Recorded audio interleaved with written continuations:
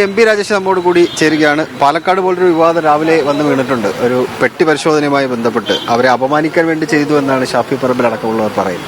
എല്ലാവരുടെയും പെട്ടി പരിശോധിച്ചിട്ടുണ്ടെന്നാണ് ഞാൻ മനസ്സിലാക്കുന്നത്. അപ്പോൾ അവർക്ക് മാത്രം അങ്ങനെ ഒരു പ്രയാസം തോന്നേണ്ട കാര്യം എന്താ? ഇപ്പോൾ കെ രാധാകൃഷ്ണൻ MP ഉൾപ്പെടെയുള്ളവരുടെ പെട്ടി പരിശോധിച്ചതായിട്ടാണ് അറിയുന്നത്.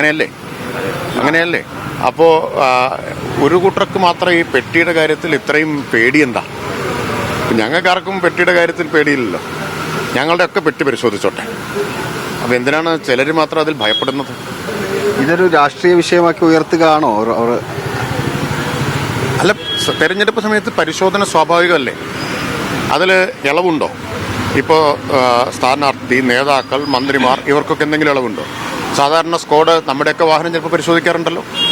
ഞാൻ സ്ഥാനാർത്ഥിയായിട്ട് തെരഞ്ഞെടുപ്പ് മത്സരിക്കുമ്പോൾ പരിശോധിച്ചിട്ടുണ്ട്. നമ്മളാരെങ്കിലും ഒരു പ്രതിഷേധം അതിൻ്റെ പേരിൽ ഉയർത്തിയിട്ടുണ്ടോ? അപ്പോൾ മടിയിൽ കനമുള്ളവർക്കല്ലേ വഴിയിൽ പേടി വേണ്ടു.